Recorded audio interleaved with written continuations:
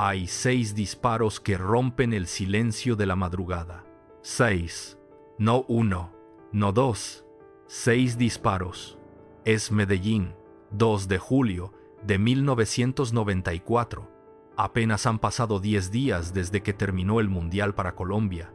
En el suelo queda uno de los futbolistas más respetados de todo un país. No era un narcotraficante, no era un político, no era un criminal.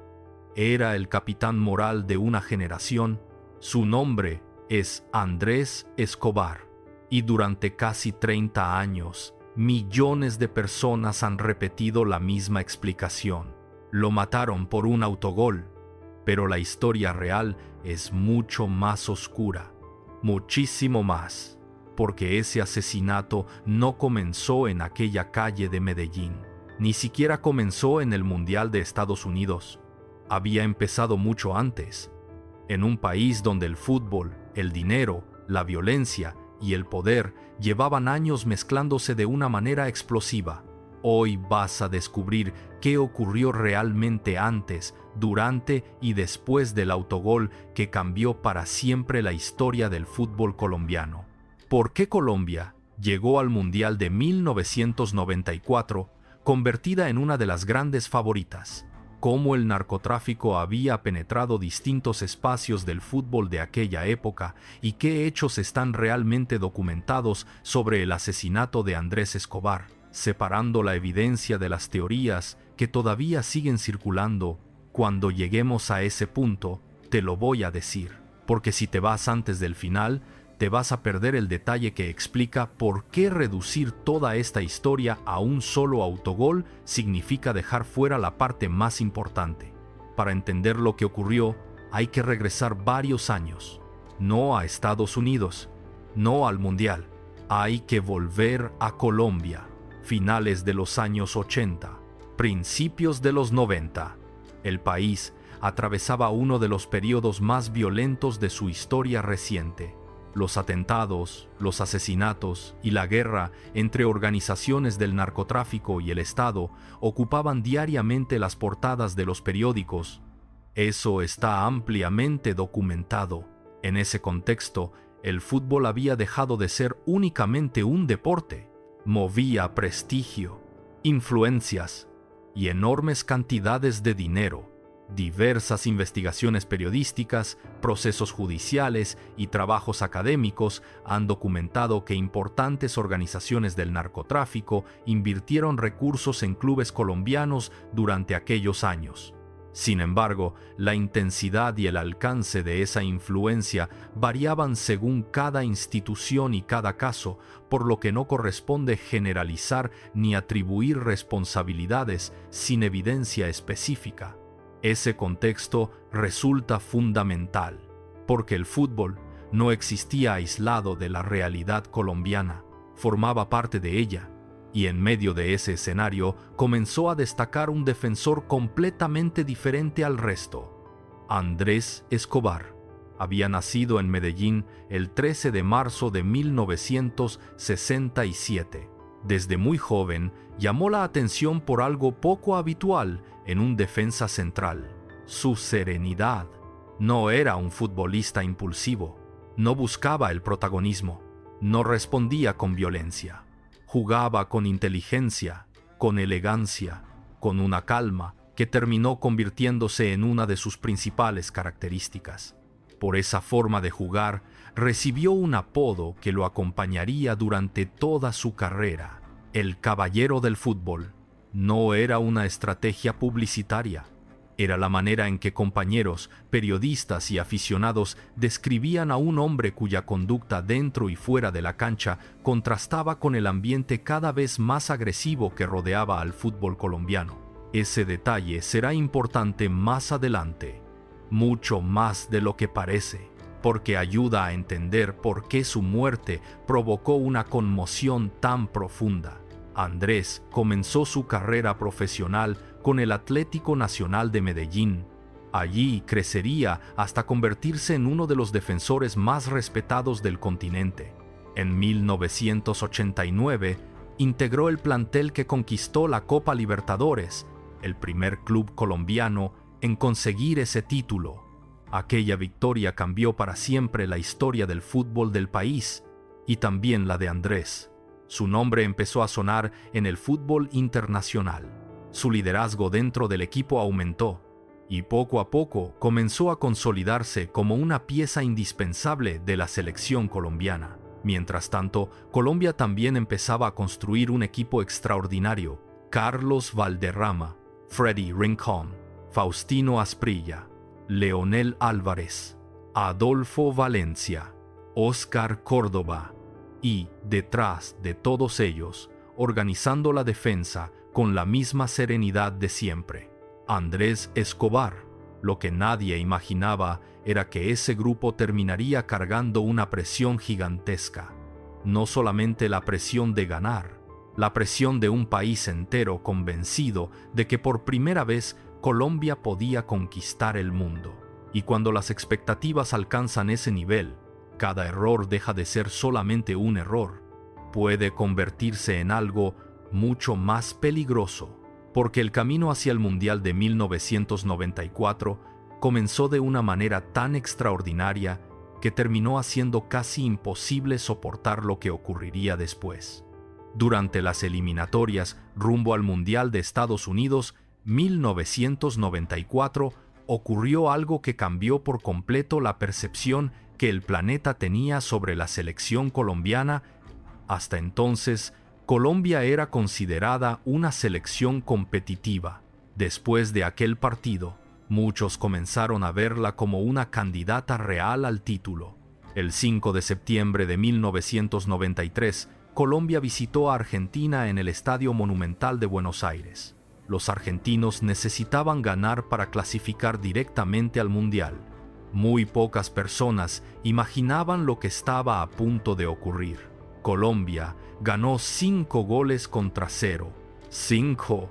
No fue una victoria ajustada, no fue un accidente. Fue una exhibición futbolística que todavía hoy ocupa un lugar especial en la historia del deporte sudamericano. Eso está documentado. Los periódicos de distintos países hablaron de una generación extraordinaria. Analistas internacionales comenzaron a colocar a Colombia entre las selecciones más fuertes del torneo que se jugaría al año siguiente. Incluso figuras del fútbol mundial elogiaban el nivel del equipo. Una de las frases más recordadas de aquella época fue pronunciada por el brasileño Pelé, quien señaló públicamente que veía a Colombia como una de las candidatas para conquistar el Mundial. La declaración quedó ampliamente registrada por la prensa deportiva de entonces. Con el paso de los años, esa frase sería recordada una y otra vez, pero no por la ilusión que generó, sino por el peso que terminó cargando sobre los hombros de aquellos jugadores, porque las expectativas pueden convertirse en una carga, y, en ocasiones, una carga demasiado pesada. En unos minutos vas a entender por qué llegar al Mundial como favorito terminó siendo mucho más peligroso de lo que cualquiera imaginaba. Mientras tanto, dentro de la selección existía un ambiente muy distinto al que se vivía fuera. Quienes compartieron vestidor con Andrés Escobar lo describían como uno de los hombres más tranquilos del grupo. No era quien más hablaba, no era quien más llamaba la atención frente a las cámaras. Su liderazgo aparecía de otra manera, mediante el ejemplo, la disciplina y una serenidad poco común, incluso en los momentos de mayor presión. Diversos compañeros y entrenadores recordaron con el paso del tiempo que Andrés transmitía confianza dentro del equipo.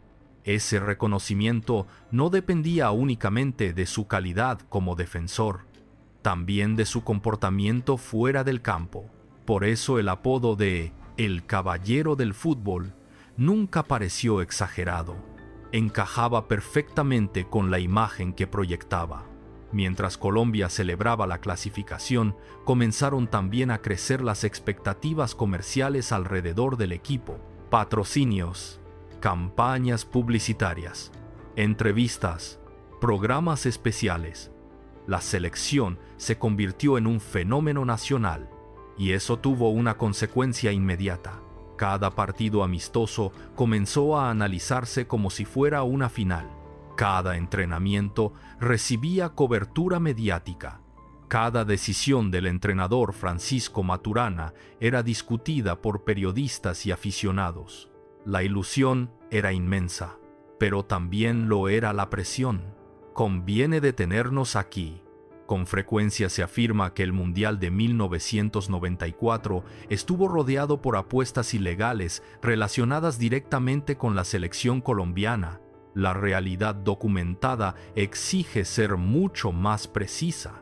Es un hecho que durante aquellos años el narcotráfico y otras economías criminales movían enormes cantidades de dinero en Colombia y que existían apuestas ilegales vinculadas a distintos acontecimientos deportivos.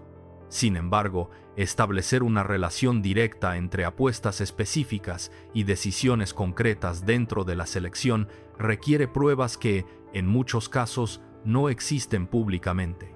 Esa diferencia es fundamental, porque una cosa es el contexto y otra muy distinta es convertir ese contexto en una explicación automática de todo lo que ocurrió después. La historia merece mucho más cuidado. Llegó entonces junio de 1994. Estados Unidos recibía por primera vez una Copa del Mundo.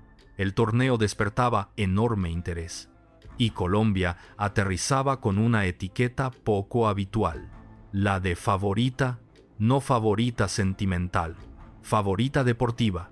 Las expectativas eran tan altas que una eliminación temprana parecía casi imposible para buena parte de la prensa. Pero el fútbol tiene una característica que lo hace impredecible. No entiende de pronósticos, no respeta etiquetas y tampoco premia necesariamente al equipo que llega con mayor prestigio. El primer rival sería Rumania, un equipo talentoso, experimentado, mucho más peligroso de lo que algunos análisis previos habían anticipado. El 18 de junio de 1994, ambas selecciones se enfrentaron en el Rose Bowl de Pasadena. El resultado sorprendió al mundo. Rumania derrotó a Colombia 3-1. Eso está documentado. El impacto fue enorme, no solamente porque Colombia perdió, sino porque la derrota obligaba al equipo a jugarse prácticamente la clasificación en el siguiente encuentro. Ya no había margen de error, y ahí comenzó a cambiar completamente el ambiente alrededor de la selección. Las preguntas sustituyeron al entusiasmo. Las dudas comenzaron a ocupar el lugar de la confianza. Los periodistas empezaron a cuestionar decisiones tácticas. Los aficionados intentaban encontrar explicaciones. La presión aumentaba cada hora y, sin saberlo, Colombia se acercaba al partido que cambiaría para siempre la vida de Andrés Escobar, porque el siguiente rival sería Estados Unidos, el país anfitrión, y durante 90 minutos ocurriría una jugada que el mundo entero recordaría durante décadas, aunque muy pocos comprenderían realmente todo lo que vino después. El 22 de junio de 1994 amaneció con un peso distinto para la selección colombiana. Ya no existía margen de error. Después de la derrota frente a Rumania, el partido contra Estados Unidos había dejado de ser un encuentro más de la fase de grupos. Se había convertido en una obligación. Había que ganar. Cualquier otro resultado dejaba la clasificación prácticamente fuera de alcance. El escenario era el Rose Bowl de Pasadena, California. Más de 90,000 personas ocuparon las tribunas. Entre ellas había miles de aficionados colombianos que habían viajado convencidos de que aquella generación todavía podía demostrar el fútbol que había maravillado al continente durante las eliminatorias. El ambiente era tenso, pero todavía existía esperanza. Nadie imaginaba que, menos de 40 minutos después, comenzaría una de las secuencias más dolorosas en la historia del deporte colombiano. En unos minutos entenderás por qué esa jugada terminó eclipsando toda una carrera construida durante más de una década. Porque el verdadero problema nunca fue solamente el balón, fue todo lo que ocurrió alrededor de él. Desde el inicio del encuentro, Estados Unidos mostró una intensidad que sorprendió a Colombia. El equipo anfitrión presionaba cada salida, reducía espacios, obligaba a los defensores colombianos a tomar decisiones rápidas. La tensión aumentaba con cada minuto, hasta que llegó el minuto 35. John Harkes avanzó por la banda izquierda y envió un centro raso buscando a un compañero dentro del área. Andrés Escobar intentó anticiparse. Era exactamente la clase de jugada que un defensa central debe intentar cortar. Si dejaba pasar el balón, existía un riesgo real de que llegara a un delantero estadounidense en posición de remate. Tomó una decisión en una fracción de segundo. Estiró la pierna, pero el contacto cambió la dirección del balón. La pelota terminó entrando en la portería colombiana. Autogol. Eso quedó registrado para siempre. Las imágenes siguen viéndose exactamente igual 30 años después. El silencio de Andrés, la celebración de Estados Unidos, la incredulidad de varios jugadores colombianos y un estadio entero comprendiendo que acababa de ocurrir algo inesperado. Conviene detenernos aquí. En el fútbol, un autogol no es una rareza. Ha ocurrido antes. Ha ocurrido después. Forma parte de un deporte donde muchas decisiones deben tomarse en décimas de segundo. Lo extraordinario de esta historia no fue el error, fue todo lo que ocurrió después de él. Porque en ese instante Andrés hizo algo que muchas personas olvidan. No bajó los brazos, no dejó de jugar, continuó organizando la defensa, siguió pidiendo el balón, intentó mantener unido al equipo. Quienes revisan el partido completo pueden comprobarlo. No desapareció del encuentro. Siguió haciendo exactamente aquello por lo que era reconocido. Competí. Eso también forma parte de la verdad. Hay una tendencia muy común cuando una tragedia termina asociándose a un solo momento. Toda la historia comienza a reducirse a esa imagen. Pero Andrés Escobar jugó mucho más que una sola jugada durante aquel partido. Y Colombia también.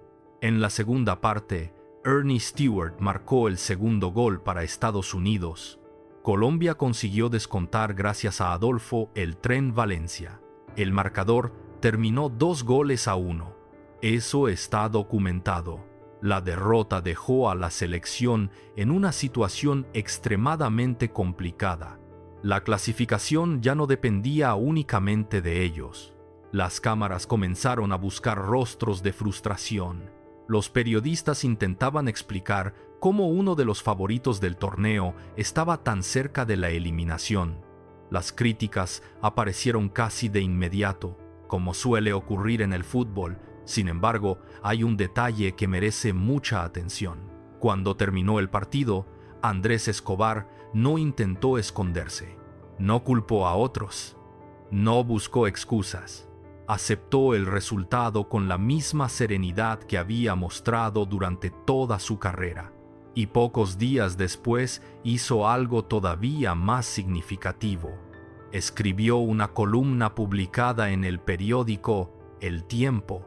Ese texto existe, puede leerse, y resulta fundamental para entender quién era realmente Andrés Escobar. Entre otras reflexiones, escribió una frase que terminaría adquiriendo un significado profundamente doloroso. La vida no termina aquí. La columna fue publicada el 30 de junio de 1994. En ella pidió serenidad, habló de asumir responsabilidades y expresó su confianza en que Colombia tendría nuevas oportunidades en el futuro. No era el mensaje de un hombre consumido por la desesperación. Era el mensaje de alguien que seguía creyendo en el deporte y en la posibilidad de levantarse después de un fracaso. Nadie podía imaginar que esa frase sería recordada por una razón completamente distinta, porque la vida de Andrés, en realidad, estaba mucho más cerca de terminar de lo que cualquiera sospechaba. Colombia ganó su último partido de la fase de grupos frente a Suiza. No fue suficiente. La selección quedó eliminada del Mundial. Los jugadores comenzaron a regresar a casa. Algunos tomaron vacaciones. Otros retomaron compromisos con sus clubes. Andrés hizo exactamente lo mismo.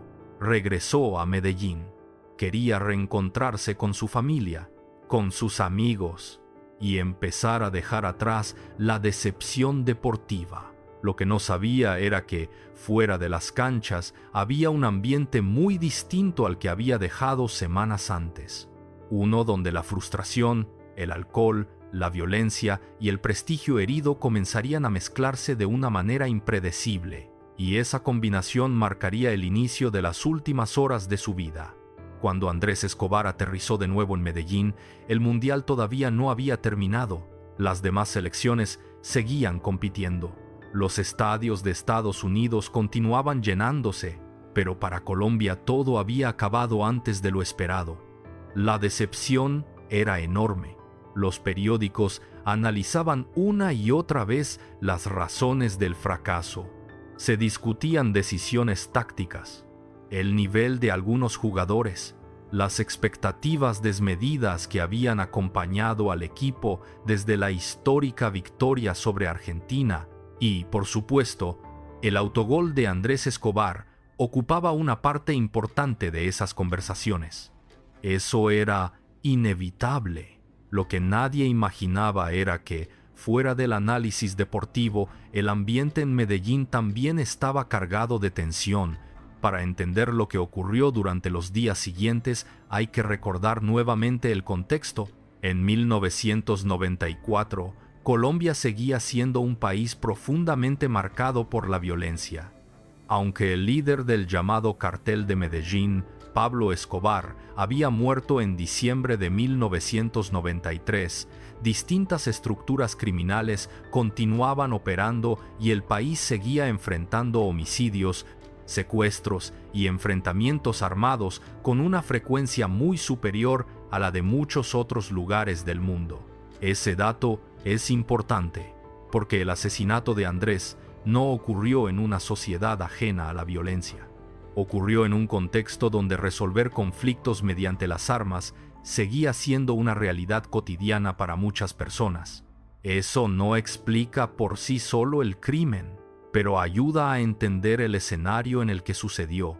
En unos minutos vas a descubrir por qué las últimas horas de Andrés Escobar continúan reconstruyéndose casi minuto a minuto gracias a declaraciones judiciales, testimonios y registros de la investigación. Porque, a diferencia de muchas leyendas que nacieron después, existe una parte de esta historia que sí puede documentarse con bastante precisión. Durante los días posteriores al regreso del Mundial, Andrés permaneció junto a su familia y retomó algunas actividades habituales. Diversos testimonios coinciden en que intentaba dejar atrás la eliminación. También tenía planes profesionales. Existía interés de clubes europeos por contratarlo y distintas fuentes de la época señalaban que uno de los destinos más probables era el fútbol italiano, aunque algunos detalles de esas negociaciones nunca llegaron a concretarse debido a su muerte. Su carrera estaba lejos de haber terminado. Tenía apenas 27 años. Era uno de los mejores defensores del continente y seguía siendo un referente de la selección colombiana. Ese detalle suele olvidarse. Cuando hoy se habla de Andrés Escobar, muchas personas piensan inmediatamente en el autogol, pero antes de esa jugada existía una trayectoria construida durante años. Una Copa Libertadores, más de 50 partidos con la selección nacional, reconocimiento internacional, respeto de compañeros y rivales. Reducir toda su carrera a 90 minutos sería profundamente injusto, y él mismo parecía tener claro que debía seguir adelante. Su columna publicada en El Tiempo transmitía exactamente esa idea. Asumía el dolor de la eliminación, aceptaba las críticas, pero hablaba del futuro. Nunca escribió como alguien que sintiera que su vida había terminado. Al contrario, invitaba a los colombianos a conservar la calma, a entender que el deporte siempre ofrece nuevas oportunidades. La frase "la vida no termina aquí" adquirió un significado devastador solamente después de su asesinato. En el momento en que fue escrita, era un mensaje de esperanza, no una despedida. La noche del 1 de julio de 1994 comenzó de manera aparentemente normal. Andrés decidió salir. Ese hecho está documentado. Distintas investigaciones y reconstrucciones judiciales establecen que acudió con algunos amigos a un establecimiento nocturno ubicado en el sector de El Poblado, en Medellín. Lo que ocurrió dentro del lugar ha sido reconstruido mediante declaraciones de testigos y presenta algunos matices según la fuente. Sin embargo, existe un punto sobre el que sí hay coincidencia. Durante la noche se produjo una discusión relacionada con el desempeño de la selección colombiana y particularmente con el autogol del Mundial. Las burlas comenzaron a subir de tono. Algunas personas hicieron comentarios ofensivos. Andrés respondió, no con golpes, con palabras. Quienes lo conocían sabían que esa era su forma habitual de actuar, intentar resolver los conflictos hablando. Pero aquella noche eso no bastó. Conviene ser muy cuidadosos aquí. A lo largo de los años aparecieron múltiples versiones que añadían amenazas, apuestas millonarias, órdenes de organizaciones criminales o reuniones secretas. Muchas de esas historias nunca pudieron demostrarse judicialmente. Otras contradicen directamente la evidencia del proceso penal. Por eso, este documental se concentra únicamente en aquello que puede sostenerse con documentos y testimonios consistentes. Lo que sí está acreditado es que, después de abandonar el establecimiento, la discusión continuó en el estacionamiento y fue allí donde todo cambió. En cuestión de segundos, una discusión que había comenzado con insultos relacionados con un partido de fútbol terminó convirtiéndose en una escena de violencia extrema, porque uno de los hombres presentes sacó un arma de fuego, y a partir de ese instante ya no había forma de detener lo que estaba a punto de ocurrir. Las siguientes palabras que escucharían algunos testigos serían las mismas que el mundo entero recordaría para siempre junto al nombre de Andrés Escobar. La discusión había salido del establecimiento. Ahora todo ocurría en el estacionamiento. Era la madrugada del 2 de julio de 1994. Nadie podía imaginar que, en cuestión de segundos, el fútbol dejaría de importar por completo. Porque cuando aparece un arma, el partido termina. La rivalidad desaparece. Las bromas dejan de ser bromas. Y solamente queda una pregunta. ¿Quién va a sobrevivir? Las reconstrucciones realizadas durante la investigación coinciden en que el enfrentamiento verbal continuó fuera del local. Los participantes intercambiaron insultos. El ambiente se volvió cada vez más agresivo, hasta que uno de los hombres presentes desenfundó un revólver. Ese hombre era Humberto Muñoz Castro.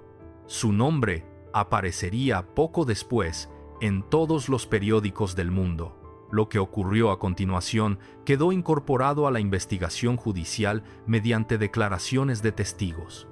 Según esos testimonios, antes de cada disparo se gritó la palabra "Go". Después vino el siguiente disparo, y otro más. 6 en total. 6 disparos. El dato aparece de manera consistente en los registros del caso. Andrés cayó gravemente herido. Los servicios de emergencia intentaron salvarle la vida. Fue trasladado al hospital. Los médicos trabajaron durante varias horas, pero las lesiones eran demasiado graves. Andrés Escobar murió esa misma mañana. Tenía apenas 27 años. La noticia recorrió Colombia con una velocidad impresionante. Al principio, muchos pensaron que era un rumor. Parecía imposible. Un futbolista admirado por millones. Un hombre conocido por su comportamiento tranquilo, asesinado apenas unos días después de un mundial. La incredulidad dio paso al impacto, y el impacto a una enorme indignación. En unos minutos vas a entender por qué incluso la investigación del crimen terminó alimentando nuevas preguntas en lugar de cerrar completamente el caso. Porque una cosa era identificar al autor material, y otra muy distinta, explicar todo lo que había detrás de aquella tragedia. El funeral de Andrés Escobar reunió a decenas de miles de personas en Medellín. Las imágenes siguen siendo estremecedoras. Calles completamente llenas, flores, silencio, aplausos, compañeros de equipo caminando junto al féretro. Familias enteras despidiendo a un futbolista que había terminado convirtiéndose en un símbolo nacional. Diversas estimaciones de la época señalaron que decenas de miles de personas acudieron a darle el último adiós. Aquello ya no era únicamente el funeral de un deportista, era el duelo de un país entero. Muchos colombianos sintieron que no solamente había muerto Andrés Escobar, había muerto una parte de la ilusión que aquella selección había despertado, porque el crimen rompía cualquier lógica deportiva. Una eliminación duele, un error puede perseguir a un futbolista durante años, pero nada de eso debería terminar con una vida. Nunca. Mientras el país intentaba comprender lo ocurrido, comenzó la investigación penal. Las autoridades identificaron rápidamente a Humberto Muñoz Castro como el autor de los disparos. Durante el proceso judicial, quedó establecido que había sido quien accionó el arma. Eso está documentado. Posteriormente, fue condenado por homicidio. Sin embargo, alrededor del caso aparecieron inmediatamente nuevas preguntas. ¿Había actuado solo? ¿La discusión había sido únicamente una pelea de madrugada? ¿Existían intereses más grandes detrás? Aquí es donde resulta imprescindible separar los hechos de las especulaciones. Diversos medios de comunicación y algunos autores han planteado hipótesis relacionadas con empresarios, apuestas ilegales o figuras vinculadas al crimen organizado. Esas versiones existen, forman parte de la historia pública del caso, pero muchas nunca pudieron probarse ante un tribunal.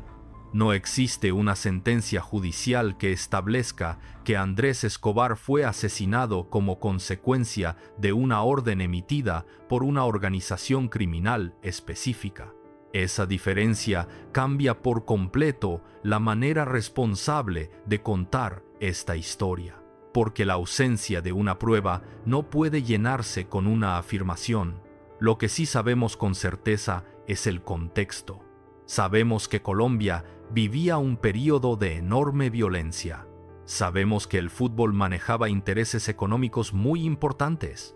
Sabemos que algunos dirigentes deportivos y ciertos clubes habían sido relacionados en distintos momentos con capitales del narcotráfico, como documentaron procesos judiciales e investigaciones periodísticas, y sabemos que Andrés Escobar fue asesinado pocos días después de un mundial en el que había marcado un autogol.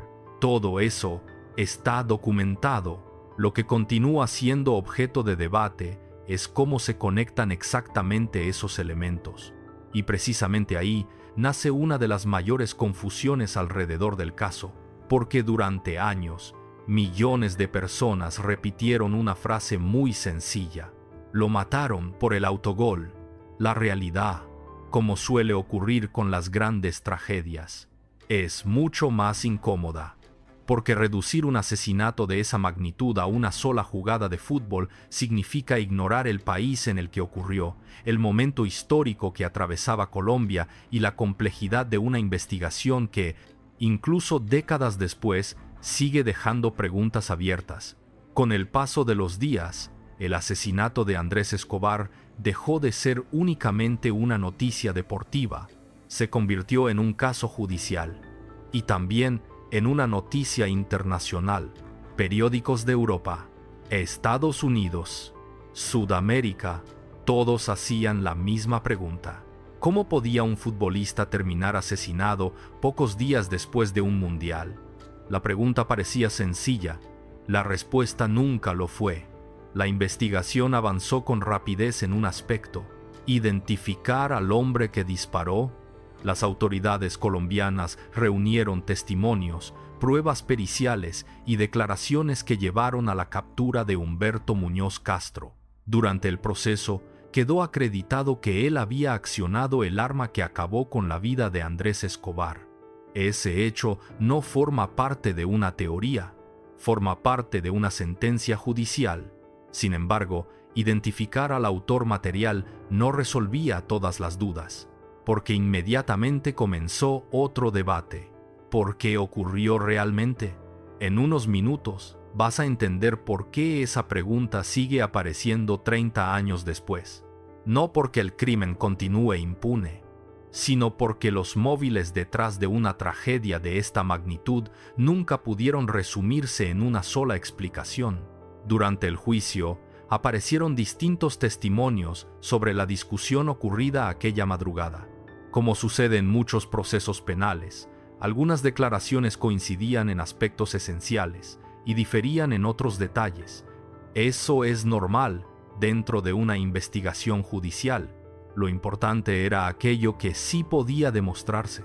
Existió una confrontación, hubo insultos, la situación escaló y terminó con un homicidio. Ese fue el núcleo del caso. En 1995, Humberto Muñoz Castro fue declarado culpable del asesinato de Andrés Escobar. Inicialmente, recibió una condena superior a los 40 años de prisión. Posteriormente, esa pena fue reducida conforme a las normas jurídicas vigentes en Colombia durante aquella época.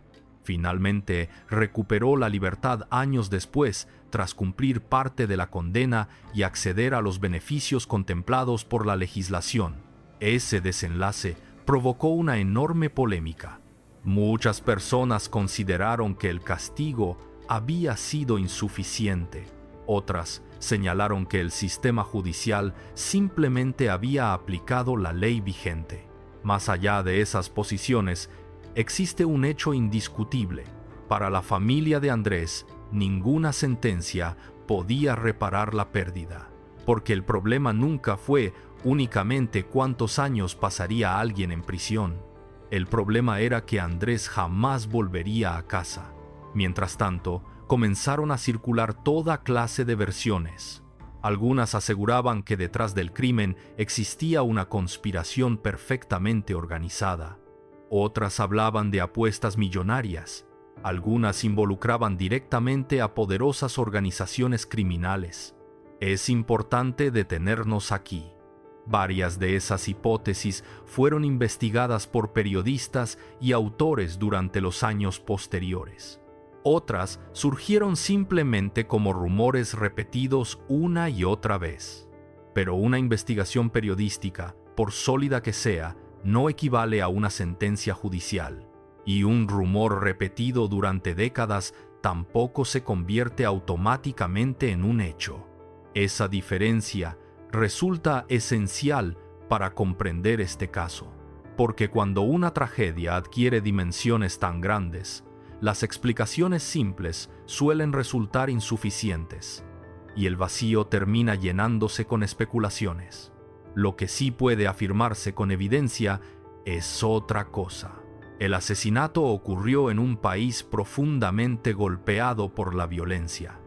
Ocurrió en un momento donde portar armas y resolver conflictos mediante la fuerza seguía siendo una realidad demasiado frecuente.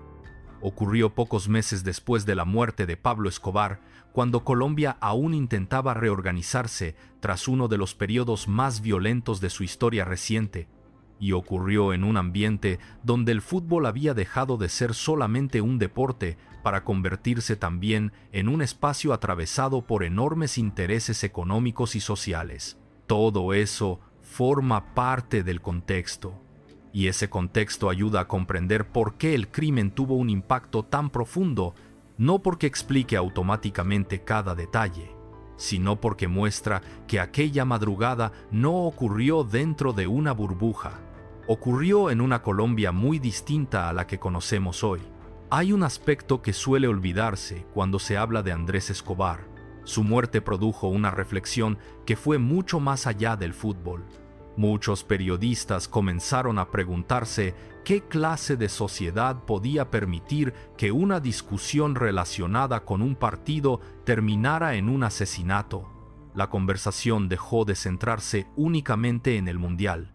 Ahora hablaba de intolerancia, de violencia, del valor de la vida humana, y esa transformación hizo que Andrés dejara de ser recordado únicamente como un defensa central.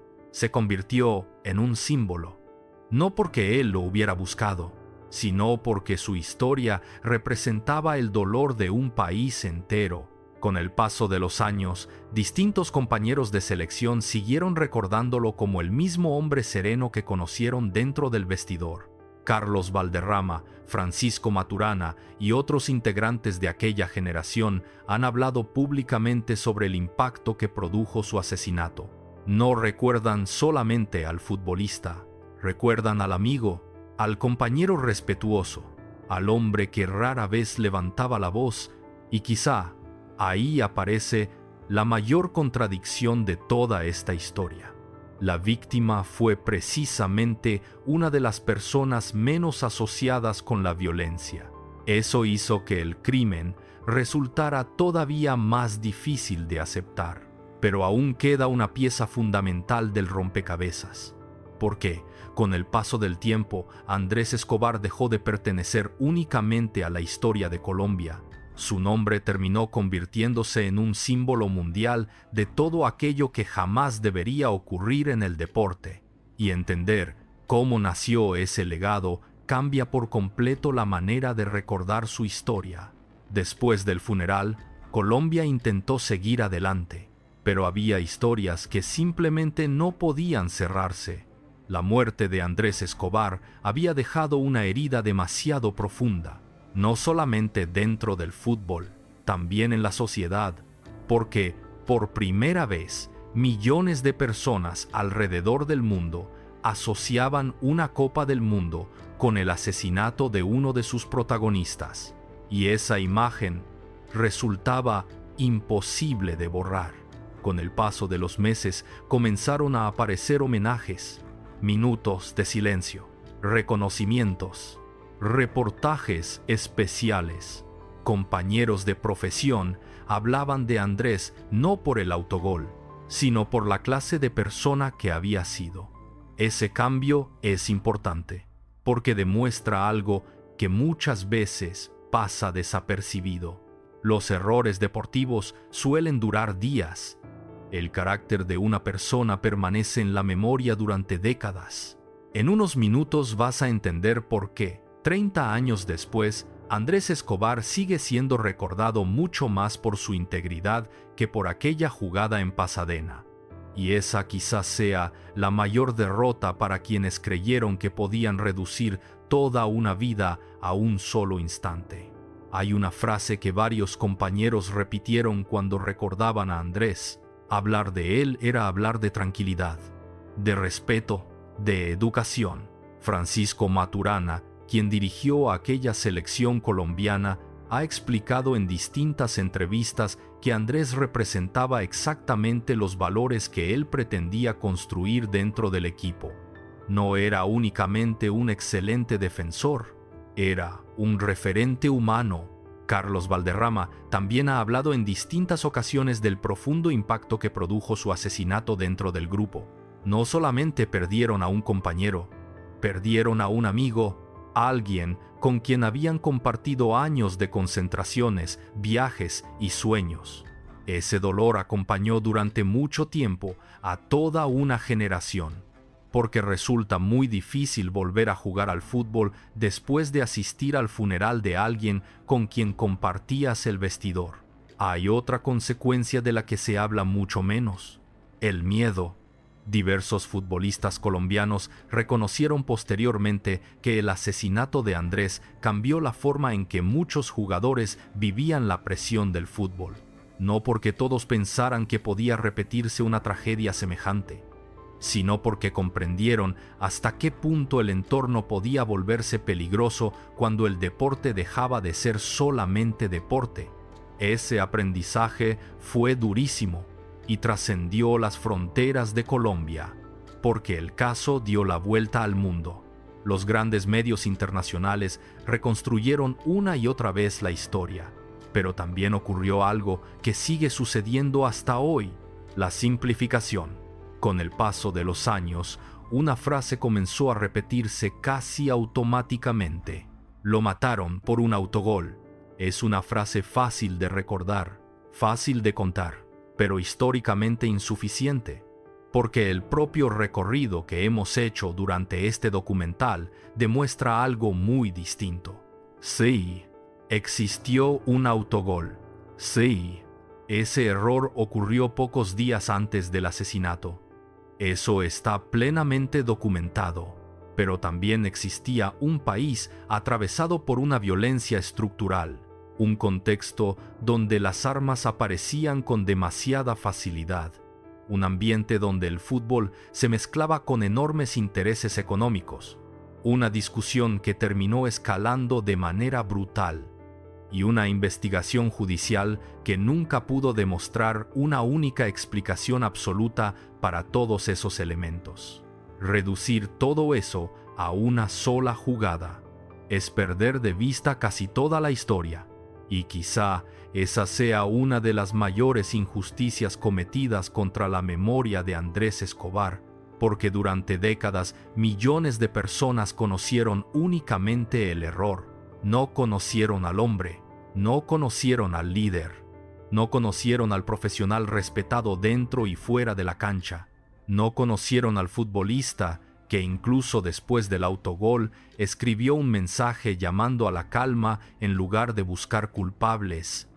Ese detalle cambia completamente la perspectiva, porque habla del tipo de persona que era.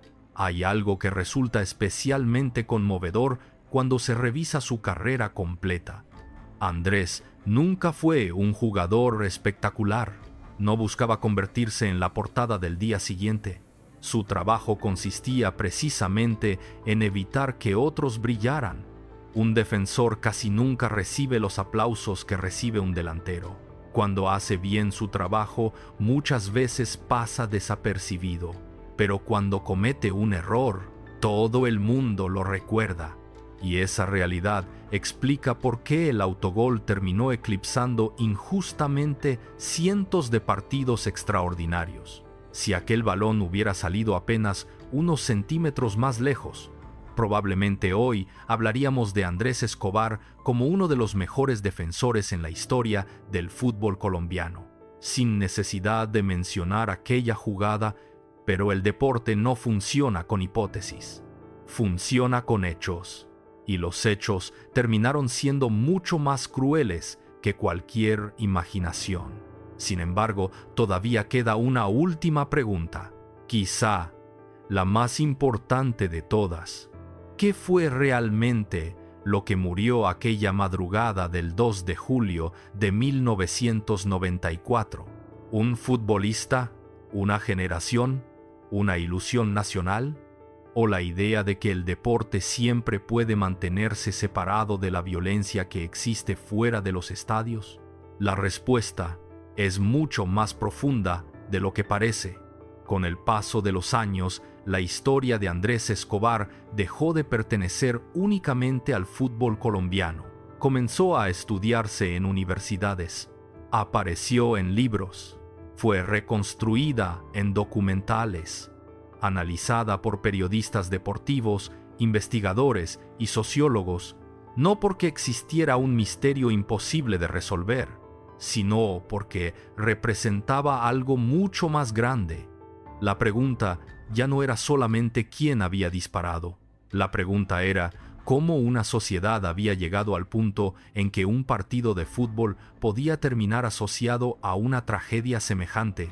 Y esa diferencia cambia completamente la conversación, porque obliga a mirar mucho más allá de los 90 minutos que duró aquel encuentro contra Estados Unidos. En unos minutos vas a entender por qué Andrés Escobar terminó convirtiéndose en un símbolo internacional del juego limpio y no del error que millones recuerdan. Porque la memoria, con el tiempo, también puede corregir algunas injusticias. Existe un detalle que suele pasar desapercibido cuando se habla de aquella selección colombiana. Ninguno de sus integrantes volvió a mirar el Mundial de 1994 de la misma manera. Las entrevistas concedidas años después muestran un sentimiento común: dolor, no únicamente por la eliminación, sino por todo lo que ocurrió después. Francisco Maturana ha explicado en distintas ocasiones que aquella generación quedó marcada para siempre. Carlos Valderrama también ha recordado la enorme tristeza que provocó perder a un compañero de esa forma. Para ellos, el Mundial dejó de ser una competencia deportiva, se convirtió en el recuerdo de un amigo. Y ese cambio resulta imposible de medir con estadísticas. Hay otro aspecto especialmente revelador. Con el paso del tiempo, distintas instituciones comenzaron a rendir homenaje a Andrés Escobar, destacando precisamente aquello que nunca apareció en una hoja de resultados: su comportamiento, su integridad, su respeto por el rival, su manera de entender el deporte. Es una paradoja profundamente humana. El mundo recuerda una jugada, quienes lo conocieron recuerdan una vida entera. Y esas dos memorias no siempre coinciden, porque la televisión conserva 90 minutos. Las personas conservan décadas. Hay una frase atribuida a Andrés que sigue apareciendo con frecuencia cuando se habla de él: la vida no termina aquí. Como vimos antes, esas palabras fueron escritas por él en la columna publicada en El Tiempo 2 días antes de su asesinato. Con el paso de los años, la frase terminó adquiriendo un significado completamente distinto. Ya no habla únicamente de una eliminación mundialista, habla de la capacidad de levantarse después de un fracaso. Paradójicamente, fue el propio Andrés quien dejó escrita la mejor respuesta para quienes intentaban convertir un error deportivo en una condena permanente, porque entendía algo que muchas veces olvidamos: el deporte permite equivocarse. Eso forma parte del juego. Lo que nunca debería formar parte del juego es la violencia. Y precisamente ahí aparece una reflexión que sigue siendo vigente 3 décadas después. Hoy los futbolistas reciben críticas constantes en redes sociales. Millones de comentarios, insultos, amenazas, presiones enormes después de cada partido. La tecnología cambió, las plataformas cambiaron, pero existe una pregunta que continúa siendo exactamente la misma: ¿hasta dónde puede llegar la intolerancia cuando una persona olvida que detrás de un uniforme existe un ser humano? La historia de Andrés obliga a formular esa pregunta, porque demuestra lo que ocurre cuando desaparecen los límites entre la pasión y la violencia. No significa que cada crítica conduzca a una tragedia. Por supuesto que no. Significa otra cosa: que el deporte nunca debe convertirse en un espacio donde la vida humana valga menos que un resultado. Parece una idea evidente, y sin embargo, la historia demuestra que demasiadas veces ha sido necesario recordarla. Hay algo que también merece ser dicho: Andrés Escobar nunca pidió ser un símbolo, nunca imaginó ocupar ese lugar. Su objetivo era mucho más sencillo: jugar al fútbol, defender a su club, representar a Colombia, construir una carrera profesional. Nada más. Fue la tragedia la que transformó su nombre en un referente mundial. Y quizá por eso Su historia sigue conmoviendo incluso a personas que jamás vieron el Mundial de 1994, porque deja de ser únicamente una historia deportiva. Se convierte en una historia sobre la dignidad, sobre la responsabilidad, sobre la manera en que una persona enfrenta el error, y sobre la diferencia entre equivocarse y perder la humanidad. Existe una última paradoja que resulta imposible ignorar. Durante años, muchos recordaron a Andrés únicamente por un balón que terminó entrando en su propia portería, pero cuando se revisa toda su vida, ese balón ocupa apenas unos segundos. Todo lo demás, su infancia, su carrera, su liderazgo, su comportamiento, su respeto, su legado, ocupa décadas. Quizá esa sea la verdadera proporción que merece esta historia. No una vida definida por un error, sino un error ocurrido dentro de una vida extraordinariamente íntegra, y todavía falta comprender la revelación más importante de todas, porque el verdadero crimen del Mundial de 1994 nunca fue únicamente el asesinato de Andrés Escobar. Fue permitir que durante tantos años millones de personas creyeran que toda la historia podía explicarse con una sola jugada de fútbol. Y eso simplemente nunca fue verdad. Han pasado décadas desde aquella madrugada del 2 de julio de 1994. Los estadios cambiaron, los mundiales cambiaron, el fútbol se transformó por completo. Pero hay una imagen que permanece intacta, la de Andrés Escobar caminando con la cabeza en alto después del partido contra Estados Unidos. No porque hubiera ganado, precisamente porque había perdido, porque esa caminata dice mucho más sobre quién era que cualquier estadística de su carrera. Existe una diferencia enorme entre ser recordado por un momento y ser recordado por una forma de vivir. En unos minutos entenderás por qué esa diferencia terminó cambiando la manera en que el mundo observa hoy a Andrés Escobar. Porque el tiempo hizo algo que la tragedia no pudo impedir. Le devolvió su verdadera identidad. Después de su muerte, numerosos compañeros, entrenadores y rivales comenzaron a compartir recuerdos personales. Llamaba la atención que casi todos coincidían en las mismas palabras: respeto, humildad, caballerosidad, profesionalismo. No era una casualidad, era el tipo de impresión que Andrés había dejado durante años. Y esa coincidencia resulta especialmente significativa, porque cuando personas muy distintas recuerdan a alguien de la misma manera, normalmente están describiendo algo auténtico, no una imagen construida para las cámaras, sino una forma constante de comportarse. Ese legado terminó siendo mucho más fuerte que el recuerdo del autogol. Con el paso del tiempo, distintas iniciativas deportivas, escuelas de fútbol y proyectos juveniles comenzaron a utilizar su nombre como ejemplo de juego limpio y respeto por el rival, no porque hubiera sido el futbolista más famoso de su generación, sino porque representaba exactamente aquello que el deporte intenta enseñar desde sus categorías infantiles, que el resultado nunca puede estar por encima de la dignidad.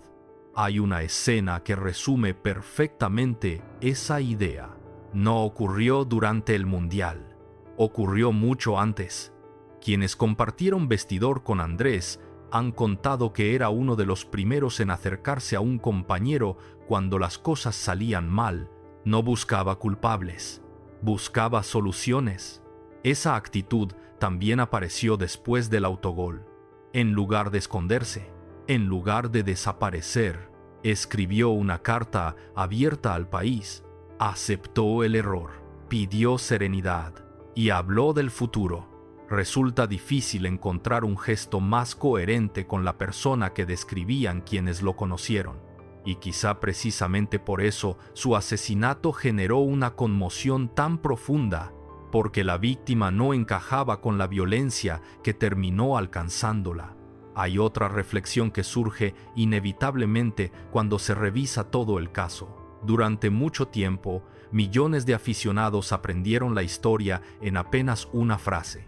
Marcó un autogol y lo mataron. Esa explicación era fácil de memorizar, pero profundamente incompleta. Después de recorrer todos los hechos documentados, resulta evidente que la realidad fue mucho más compleja. Existía un contexto de violencia estructural. Existía una sociedad profundamente afectada por décadas de conflicto. Existía un ambiente donde el acceso a las armas era una realidad. Existían enormes presiones alrededor del fútbol. Y existió una discusión que terminó escalando hasta un homicidio. Todo eso ocurrió. Y todo eso importa, porque cuando eliminamos el contexto, dejamos de entender las verdaderas causas de los acontecimientos. Reducimos una tragedia nacional a un simple titular. Y las tragedias humanas nunca caben por completo en un titular. Quizá por eso la historia de Andrés sigue estudiándose. No porque el expediente judicial permanezca abierto, sino porque continúa planteando preguntas que trascienden el caso concreto. ¿Qué responsabilidad tienen los medios cuando convierten a una persona en el rostro de una derrota? ¿Qué ocurre cuando una sociedad deposita toda su esperanza en un grupo de deportistas? ¿Hasta dónde puede llegar la frustración colectiva? Y sobre todo, ¿cómo evitar que algo semejante vuelva a repetirse? No existen respuestas sencillas, pero sí existe una certeza.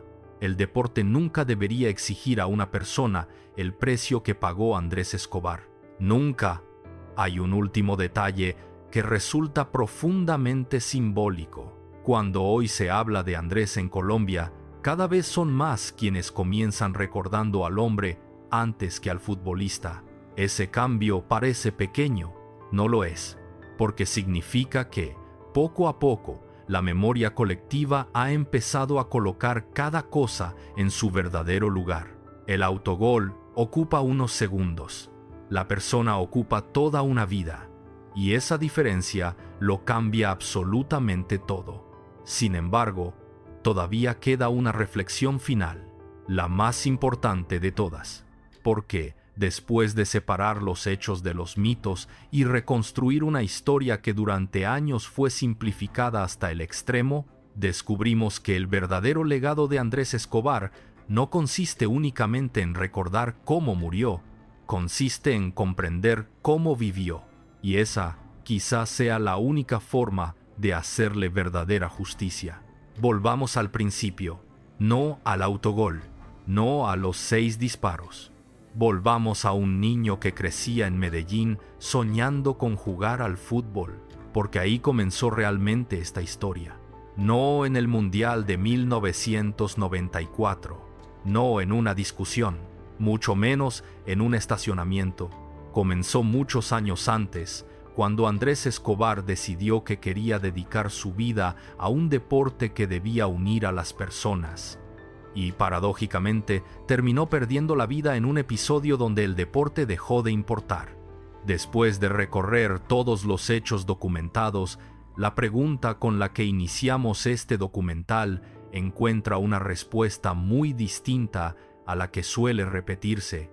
¿Cómo un solo partido de fútbol pudo terminar convirtiéndose en una sentencia de muerte para Andrés Escobar? La respuesta es que no fue un solo partido. Y tampoco fue solamente un autogol. Fue la coincidencia de muchos factores que ya existían mucho antes de que comenzara el Mundial. Un país marcado por la violencia. Una generación de futbolistas cargando expectativas inmensas. Un entorno donde el fútbol movía enormes intereses económicos. Una cultura donde demasiadas veces las diferencias terminaban resolviéndose con armas. Y finalmente, una discusión que escaló hasta convertirse en un homicidio. Todo eso ocurrió, todo eso está documentado. Lo que nunca pudo demostrarse de forma definitiva fueron muchas de las historias que aparecieron después. Durante años circularon versiones sobre órdenes de organizaciones criminales, apuestas específicas relacionadas con el partido o conspiraciones perfectamente organizadas. Algunas fueron investigadas, otras quedaron únicamente como hipótesis, y otras nunca pasaron de ser rumores. Por eso era importante contar esta historia con cuidado, porque la memoria de Andrés Escobar merece algo mejor que una leyenda repetida miles de veces.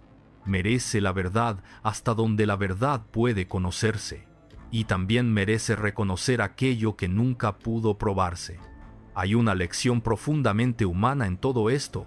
Los errores forman parte del deporte. Todos los grandes futbolistas de la historia se han equivocado.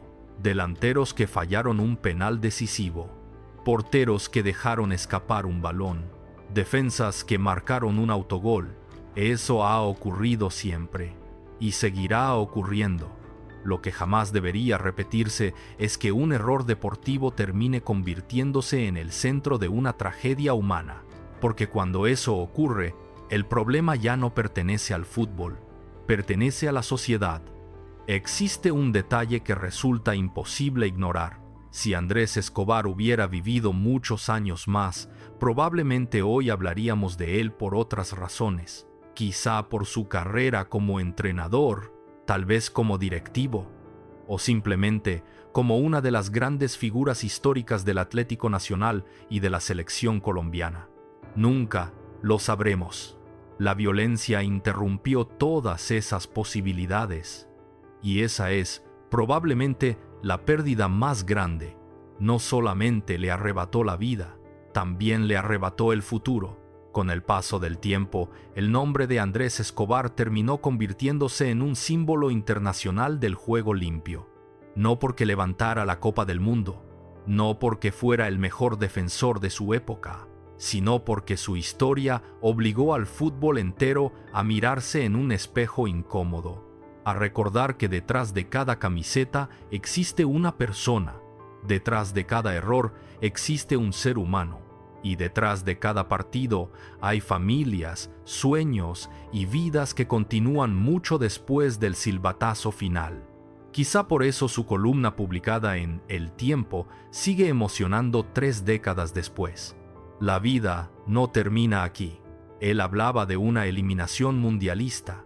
No podía imaginar que esas palabras terminarían convirtiéndose en uno de los mensajes más recordados de toda la historia del fútbol. Porque de alguna manera sí tenía razón. La vida no terminó ahí. No terminó con aquel autogol.